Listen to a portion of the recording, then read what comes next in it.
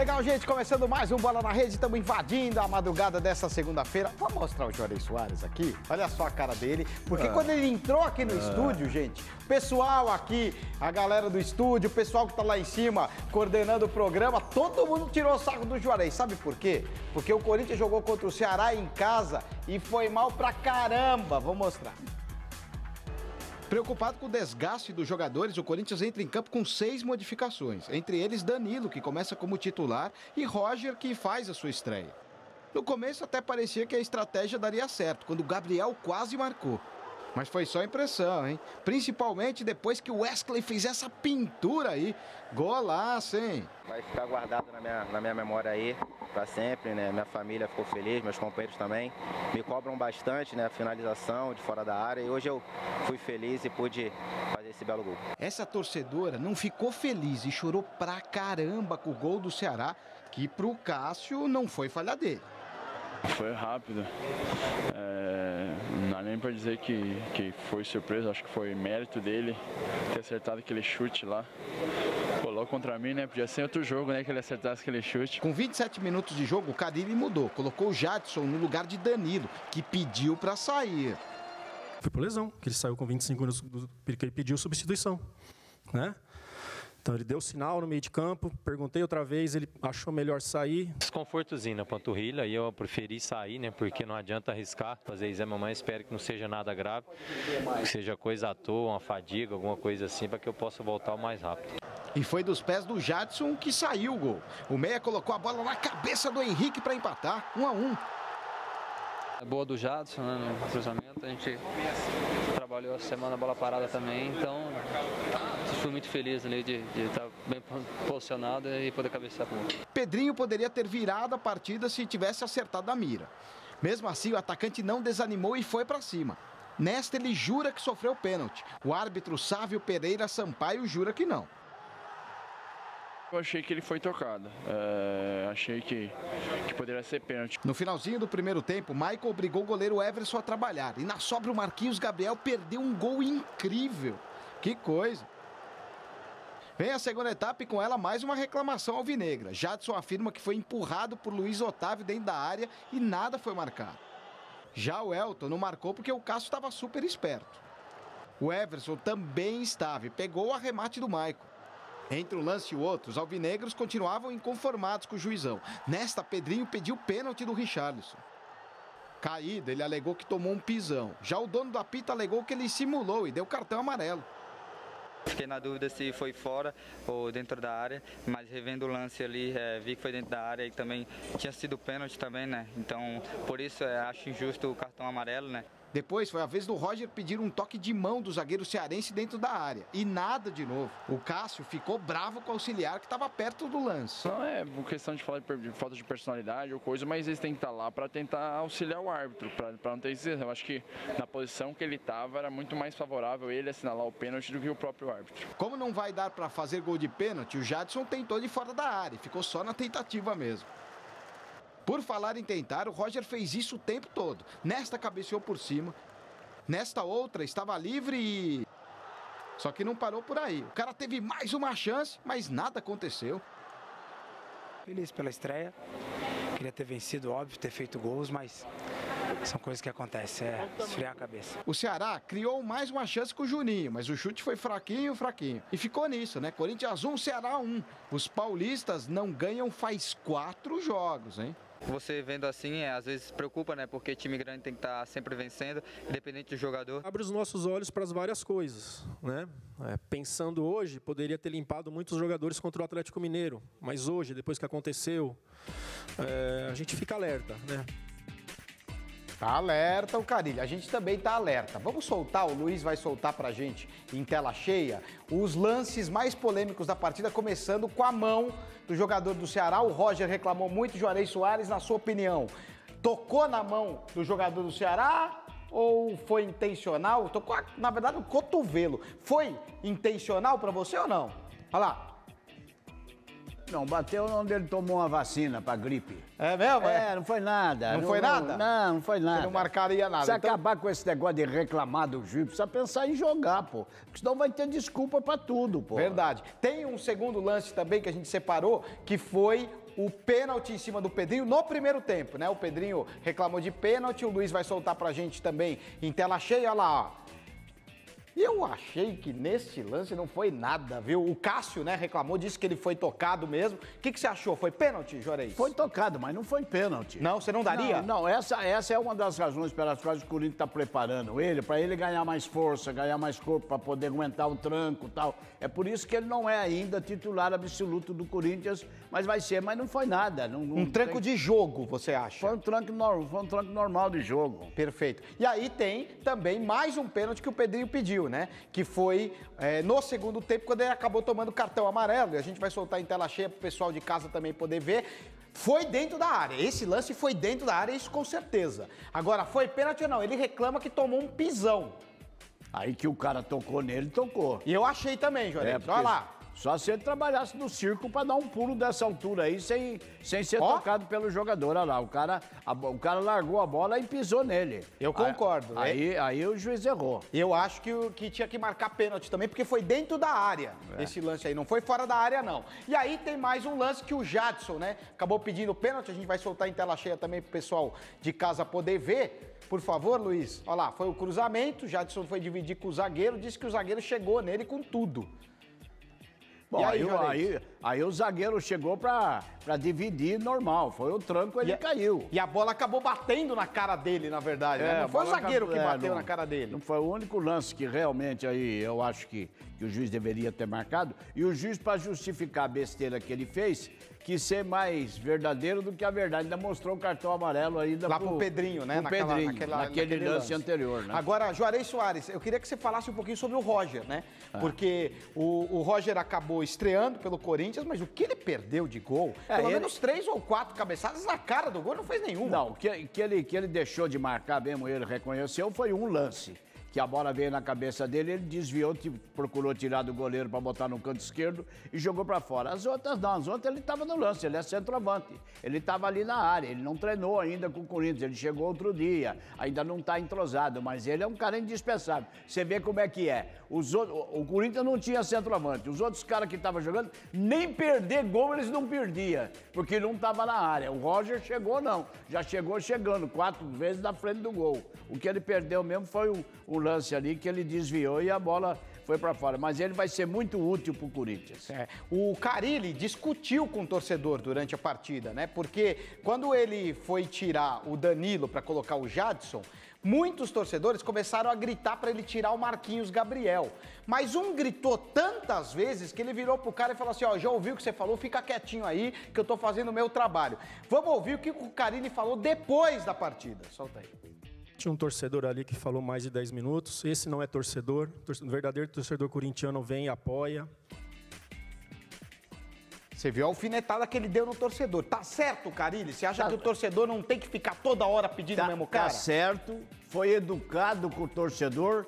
E o torcedor, eu acho que ficou com vergonha, porque depois o cara sentou e não abriu mais a boca. Não falou mais nada, Não falou mais nada. Falou, pô, cara, já faz 10 minutos que você tá falando na minha orelha, dá um tempo, você já falou, fica quieto, pô. Entendeu? E quando ele tirou o Danilo, foi porque o Danilo pediu para ser substituído. Isso. Olha, agora vamos falar da equipe do Palmeiras, que jogou contra o Atlético Paranaense. Na minha opinião, o Atlético Paranaense, o time que melhor estava jogando no Campeonato Brasileiro. O Palmeiras aplicou uma goleada no time do Fernando Diniz, meu. Vamos ver. Para seguir no topo da tabela, o Palmeiras, mesmo fora de casa, foi para cima do Atlético Paranaense. Botou o time do Atlético na roda, hein? Só faltou acertar a mira mesmo. O Furacão respondeu de longe com o Matheus Rosseto. Matheus de novo pegou a sobra e assustou. De falta, o Carleto fez Jailson trabalhar mais um pouco. Felipe Melo de novo tentou de longe, mas a mira realmente não estava das melhores. Então deixa, que o pé do Bruno Henrique tá calibrado, né? Palmeiras 1-0. Logo no começo do segundo tempo veio o segundo do Verdão com Marcos Rocha, que aproveitou o rebote do Santos. O Atlético tentou com o Pablo, mas o Jailson fechou o gol. O dia era mesmo do Palmeiras, que chegou ao terceiro com o Willian, aproveitando o buraco na zaga. O Furacão ainda achou um golzinho no final com o Pablo. Com o resultado, o Palmeiras garantiu a segunda colocação no campeonato. O Roger entrou com o time modificado, né? Tirou o Borja e o Lucas Lima e colocou o William e também o Moisés, que depois acabou se contundindo. Você acha que o Roger acertou nessa formação? E ele pressionou o time do Fernando Diniz desde o começo do jogo, né? O time não conseguia sair de trás. Ele ia acertar, né? Porque ele estudou bem o jogo, ele fez a mudança certa. Só que a mudança dele não resolveu nada, porque o Moisés que ele colocou com 5 minutos saiu. Desconforto muscular, saiu. Então a mudança dele não valeu nada, porque ele botou o cara não jogou, e aí ele voltou o Lucas Lima, que o Moisés tinha entrado no lugar do Lucas Lima, que estava no banco. Aí ele entrou e tal. Mas o Palmeiras, eu vi o jogo hoje com muita atenção. O Palmeiras jogou uma grande partida, jogou com muita personalidade. Só que tem um porém, o time do Atlético manteve a maneira de jogar e jogou um bom primeiro tempo. Só que quando estava indo para o vestiário, com 0-0, o Atlético estava mantendo, o Atlético tomou o gol. Um gol muito bem. O Palmeiras deu 5 toques na bola e o Bruno Henrique entrou para fazer o gol. Entrou, que eu digo, no meio da zaga do Atlético. Então, quando faltava, estava quase indo para o vestiário, tomou o gol. Aí desmontou. Quando voltou para o segundo tempo, cometeu outro erro de marcação e tomou o gol. Foi o que falaram os jogadores. Nós estamos jogando, vamos continuar jogando dessa maneira, porque esse é o caminho, todos os jogadores falaram. Agora é o seguinte, um time como o Palmeiras, bom, a gente não pode errar, a gente não pode cometer erro. Nós tivemos 2 erros de marcação e tomamos um gol. Quando o Palmeiras começou a tocar a bola, o que tempos atrás se chamava de olé, tentando dar um olé no Atlético, não era olé, porque a maneira, por exemplo, como o Atlético joga, só tocando. Isso. Aí o Atlético foi lá, tomou a bola do Palmeiras e fez o gol. Fez o gol, exatamente. Aí todo mundo ficou quieto. Né? Inclusive, né, o Palmeiras, como você disse, ele estava ganhando, o Atlético não mudou a maneira de jogar. O Guardiola sempre pensou assim, dadas as devidas proporções, o Guardiola sempre, em entrevista coletiva, sempre disse o seguinte, eu não vou mudar o meu jeito de jogar, independente de estar perdendo muito ou pouco, porque é aquilo que eu conheço. E eu acho que o técnico está certo, ele tem que seguir a linha que ele pensa. Que os grandes técnicos das grandes equipes, as equipes bem treinadas, elas não mudam a maneira de jogar conforme o adversário. Isso é loucura. E eles nem conforme o jogo. do jeito deles em qualquer circunstância. Claro. É o que o Atlético faz. Nós jogamos assim, ponto final. O Palmeiras hoje, ao lado do Grêmio, está entre os 2 melhores times do Brasil, ele e o Grêmio? Estão entre os 2 melhores times do Brasil, dá para dizer isso? O Palmeiras tem um elenco bom e o treinador sabe mexer, por isso tem mais vantagem. Hoje, por exemplo, ele saiu jogando, tirou o Lucas Lima, que é uma loucura. O cara custou 10 milhões, é o maior salário do Palmeiras, além do preço que custou. Aí ele mexeu. Quando precisou, Lucas Lima voltou jogando da mesma maneira. Então, o Grêmio é o melhor time do Brasil, né? Está atrás do Corinthians na classificação. Olha o Juarez Soares. Está atrás do Corinthians na classificação. E o São Paulo, que jogou contra o Atlético Mineiro em casa, não passou de um empate. E o Arboleda fez uma besteira, meu amigo. Vamos ver. O São Paulo recebeu o Atlético Mineiro em busca da 2ª vitória no Brasileirão. Um jogo um pouco estranho, mas com situações de gol. E a primeira chance foi essa do Everton, mas olha o que ele fez. O Atlético respondeu com Roger Guedes. Aqui o Jusilei salvou a saída de bola e armou o contra-ataque adversário. Sorte do camisa 8 que o Gustavo Blanco mandou por cima. Lembra do Everton? O camisa 22 teve outra oportunidade e não desperdiçou. Primeiro gol dele com a camisa do tricolor. O Anderson Martins quase fez conta. Aí, na volta do intervalo, a Aguirre colocou Marcos Guilherme no lugar do Bruno Alves. A ideia era ter um jogo mais de resposta com a velocidade de Marcos Guilherme para tentar fazer outro gol e matar o jogo. Aliás, o atacante está chateado com a demora sobre a renovação ou não de contrato. Infelizmente, não tem nada resolvido ainda. Creio que na próxima semana aí, ou na outra, a gente já vai ter uma resposta concreta. Eu gostaria que ele fique, mas tem situações contractuais que não é são coisas que não devo nem falar. O começo da 2ª etapa foi até bom para o São Paulo. O Arboleda assustou o Vitor. Mas o Galo cresceu. Roger Guedes exigiu essa defesa do Sidão. Para piorar a situação dos tricolores, o Nenê sentiu a coxa esquerda e saiu de campo. Pouco depois, o Blanco deu um lindo passo. O Arboleda ficou indeciso na jogada e o Roger Guedes mandou ver, 1 a 1. Nas redes sociais, o equatoriano pediu desculpas para a torcida pelo erro. Cueva foi pro jogo. E antes do camisa 10 tocar na bola, o Ricardo Oliveira virou a partida, meu. Mas o peruano deu uma linda cavadinha pro Diego Souza, que deixou tudo igual outra vez. O Aguirre gostou da participação do Cueva. Entrou muito bem. Ele é um jogador também de classe, de nível. E terminou assim, São Paulo 2, Atlético Mineiro também 2. Foi 2 a 2. Solta, Luiz, por favor, o lance do Everton, que eu quero repercutir com o Juarez Soares. 15 milhões custou o jogador, né, que a equipe do São Paulo pagou. Como que o cara me perde um gol desse? O cara que custou 15 milhões, tudo bem, ele fez o gol depois. Mas, pô, não pode perder um gol desse o cara, né? Depois então, ele fez foi só 7 milhões e meio. Só 7,5? Porque no outro ele fez o gol, né? Mas que gol que ele perdeu, Então, hein, Juarez? Esse você faria, pô. Perdeu, mas estava na área, né? Ele estava ali para fazer o gol. Eu só não sei por que o Palmeiras, por que o São Paulo traz os treinadores estrangeiros. Ele não fala o nome de um jogador do São Paulo, porque ele não sabe. Ele vai para a coletiva, ele fala, porque estamos bem, porque não sei o quê, sempre reclamando de alguma coisa. Ele não sabe o nome dos caras? Eu acho que não, porque ele não fala o nome do cara. Eu tirei fulano, pus fulano, vou falar, ele nem sabe o nome dos caras.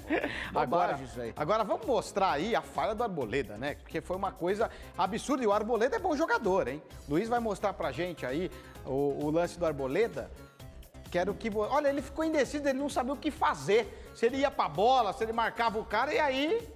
Pô, não dá pra ter uma falha desse um jogador experiente que é de seleção. Olha, ó. Não sabe o que fazer, Ele não esperava que a bola fosse enfiada, ele saiu para a cobertura, ele estava na diagonal, ele tinha que estar de frente para sair na cobertura. Ele saiu errado ali, ó. Então, o cara estava entrando no facão ali do lado. Enfim, ele estava mal colocado, tanto assim que ele pediu desculpa depois. É isso aí, mas ele é bom jogador. E para finalizar o jogo do São Paulo, que daqui a pouco a gente tem uma reportagem especial sobre o Diego Souza, o Cueva, você acha que vai conseguir se reencontrar com o São Paulo? Porque ele entrou bem, né? E foi elogiado pelo treinador. Se um treinador estrangeiro não sabe falar com ele a mesma língua, não pede explicação para ele, falou, Cueva, você me dá um trabalho danado. Porque tem jogador que dá trabalho, mas joga, resolve. Tem. Você me dá um trabalho danado e não resolve nada. Vamos entrar num acordo aqui. Desta vez resolveu um pouquinho. O Diego Souza, ele acabou fazendo gol contra o Atlético Mineiro, tá começando a se reencontrar, pelo menos reencontrar o bom futebol, e tudo isso passou por uma conversa super importante que ele teve com a Aguirre. Vamos ver. Ele deu a volta por cima. O gol marcado diante do Atlético Mineiro serviu para dar um pouco mais de moral ao tão criticado atacante Diego Souza. Assim que foi apresentado no clube, o atleta era tido como o principal substituto de Lucas Prato. E ele chegou com uma meta, fazer mais gols do que tinha feito na última temporada pelo Sport. Gosto de fazer gol, isso é normal, mas eu acho que dá para superar. Mas não foi isso que aconteceu. Com o desempenho abaixo da média, ele foi parar no banco de reservas e muitas vezes deixou de ser relacionado pelo técnico Aguirre. Mesmo assim, garantiu que, ao contrário do que falavam, nunca se rebelou. Muitos falavam muitas coisas, mas ninguém sabia do dia a dia. Eu continuei trabalhando forte, ele viu a minha postura também. Encostado, ele por pouco não deixou o clube. O Vasco fez uma proposta por empréstimo, mas o presidente Leco recusou a pedido do próprio treinador do São Paulo. Por causa disso, Aguirre chamou Diego Souza para uma conversa franca. Eu vinha cabisbaixo realmente, mas a gente conversou olho no olho e isso foi fantástico porque ele foi muito homem, né, desde quando ele chegou aqui comigo, então não podia ser diferente.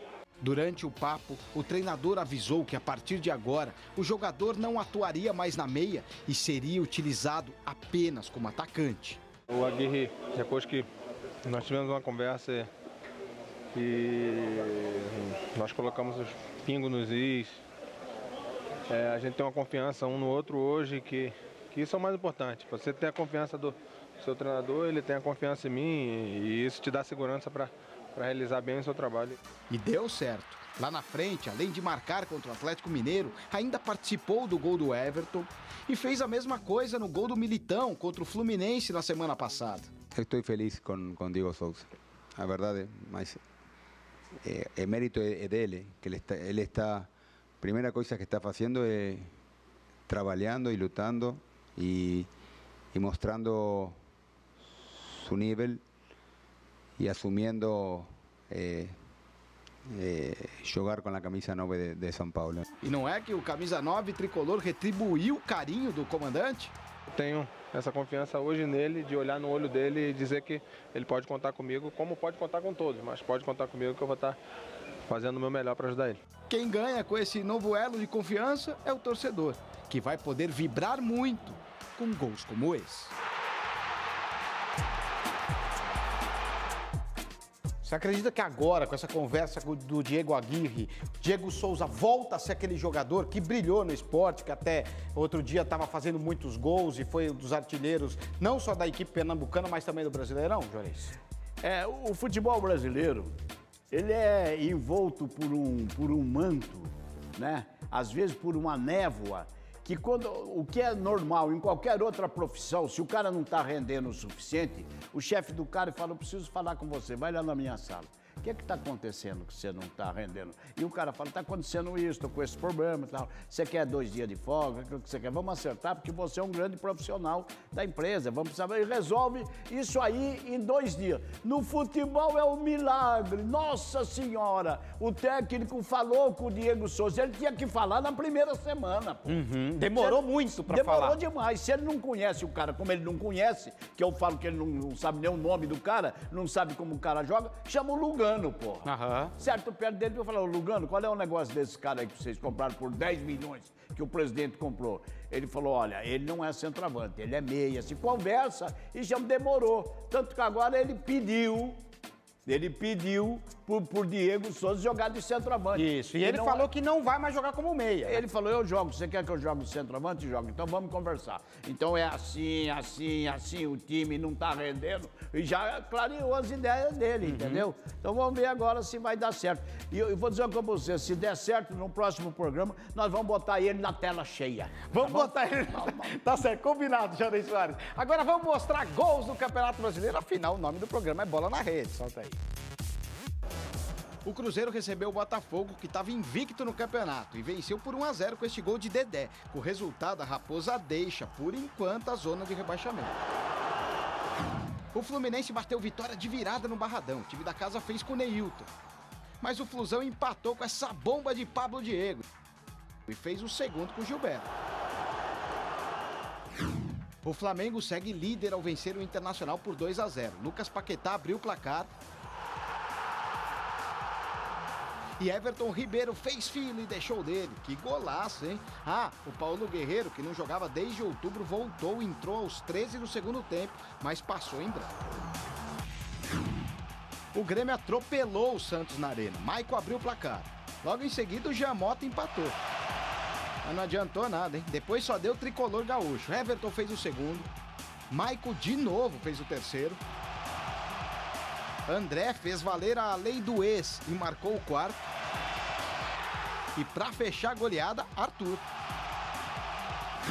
O Sport venceu o Bahia por 2-0. O primeiro gol foi assim, ó, lambança atrás de lambança. Aí gol contra do Douglas Frederich, o goleiro.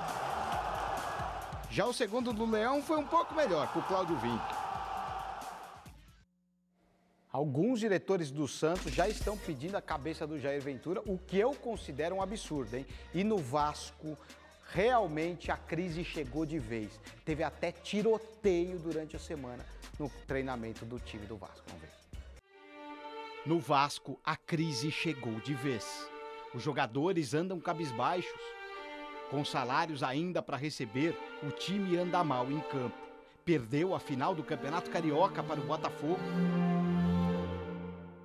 E os atletas foram eliminados precocemente da Libertadores ao serem eliminados na primeira fase da competição. Tanto que o presidente Campelo ficou sabendo de uma possível invasão dos torcedores e tentou tomar providências. Ontem à noite, eu recebi algumas informações da possibilidade de manifestação. Aí tomei o cuidado de pedir ao responsável pela segurança que reforçasse a segurança, que tomasse cuidado com os portões, sabedor do número de portões e número de acessos que São Januário apresenta. Não adiantou nada. A invasão ocorreu através da loja do clube. Abriu! Bora! Depois de arrebentarem a porta, eles correram para o gramado e tiros de pistola foram disparados. Vai dar tiro! Nós só quer conversar! Grava!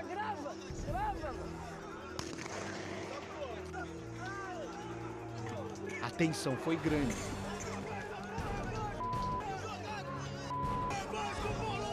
Reparem que alguns seguranças chegaram para conter o ímpeto dos baderneiros. Durante a confusão, este funcionário do clube saca a arma para intimidar os vândalos e foi recriminado pelo presidente. O clube tem segurança. Se algum é policial e anda armado, acho que não deveria.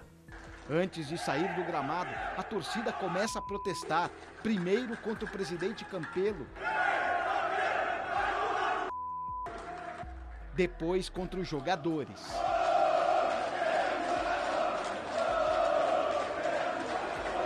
O mandatário vascaíno acusou de ter sido um protesto mandado. Acho que essa manifestação é minimamente estranha. Mas as polêmicas dentro do clube não param por aí. A venda do jogador Paulinho para o Bayer Leverkusen também foi motivo de acusação.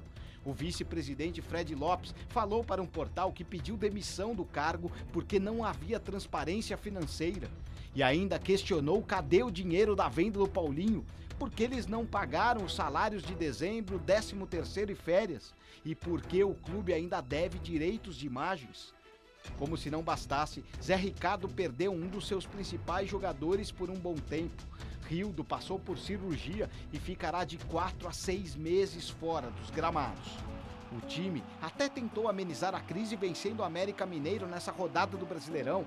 Depois de começar perdendo, graças a este gol de Rafael Moura, reagiu com Consendei, Andrés Rios, Caio Monteiro e Kelvin e ganhou por 4-1. Alívio para o técnico Zé Ricardo. Hoje a gente precisava que fosse 1-0, gol de orelha, a gente tinha que vencer a partida.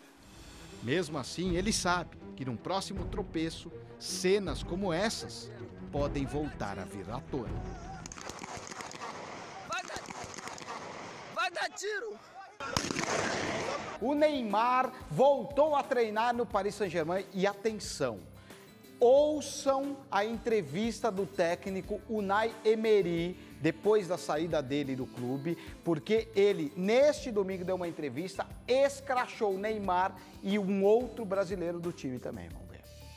Olha quem voltou a treinar no Paris Saint-Germain, é isso mesmo, Neymar, e o cara pegou pesado, viu? Inclusive, forçou bastante o pé direito que ele operou. Depois de fazer tudo quanto era coisa na academia, o craque foi pra areia. Mas e o campo, você deve estar pensando? Ele também foi pra lá, só pra provar que não perdeu a habilidade. E olha que no retorno ele encontrou um clube já modificado. É que um dos desafetos do craque, o técnico Unai Emery, foi demitido após 2 anos. Na despedida, o treinador, que sempre brigou com o brasileiro por achar ele individual, deu uma alfinetada. C'est pour ça que toute la critique qu'il est, le plus important c'est l'analyse que nous pouvons faire à l'intérieur aussi pour les choses qu'il a passées, comment nous pouvons aussi améliorer, nous pouvons changer aussi, progresser. Mais je pense aussi pour le collectif, pour le club, Já fora do Paris Saint-Germain, o comandante deu uma entrevista para um canal de televisão e falou claramente que Neymar não se adaptou à nova vida. Se adapta a París. Yo he hecho el 50% del trabajo con Neymar. Queda otro 50%. ¿Qué es? Lo primero, que él sea feliz aquí. Entonces, él tiene que adaptarse a París, los cambios de ciudad, los cambios de equipo, compañeros, aunque él tenga brasileños. Pero luego él tiene su vida en su casa, él entrena y se va a su casa, no va a estar todos los días con los brasileños, él está en entrenamiento. Entonces, todo eso es un proceso que yo creo que él este año lo ha hecho, pero todavía no está instalado al 100% em Paris. O comandante, que elogiou o Mbappé, também confessou que não se dava bem com outro brasileiro, Thiago Silva. Yo con Thiago Silva he tenido estos 2 años muchas conversaciones como capitán. Y el año pasado yo le quería más de él. Y yo hablé con él de que él tenía que cambiar cosas, porque si no, mi opinión, y así hablada con el presidente, era que si él no cambiaba, teníamos que prescindir dele. Segundo notícias da imprensa francesa, o alemão Thomas Tuchel está negociando para ser o novo treinador do PSG. Neymar não teria gostado da notícia e está pressionando para a contratação de Luiz Henrique ou Tite. Agora, resta saber quem será confirmado mesmo, para a gente ter certeza se o brasileiro é que está dando as cartas por lá. Será que é o Neymar que está dando as ordens por lá? Você viu o que ele falou do Neymar? Neymar não está adaptado nem aos companheiros, ele usou esse termo exatamente, nem ao clube e nem ao país, nem à cidade que ele está. Ele está vivendo como um estrangeiro que viveu na Espanha, que viveu em Barcelona e de repente mudou-se para Paris. O que ele disse, ele quis dizer, socialmente, intelectualmente, no dia a dia, no cotidiano, ele tem que viver, ele tem que sentir Paris, conhecer o que é Paris, para depois se dedicar ao time e se sentir bem. Ele quis dizer que o Neymar não está se sentindo bem lá em Paris. E nem com os companheiros, né? Porque ele foi claro, né? O Neymar sai do treino, vai para casa para ficar com os amigos brasileiros lá na casa dele, não tem conversa nem com os brasileiros do time e nem com os companheiros de time. Ele quis dizer o seguinte, aqui no clube ele se dá bem com os brasileiros, porque tem os brasileiros. Mas quando ele vai para casa dele, ele não tem brasileiros. Quando ele sai pra rua, quando ele vai viver em Paris... Tem aquela turma, os parça dele. São franceses. Ele tem que viver o ambiente de Paris.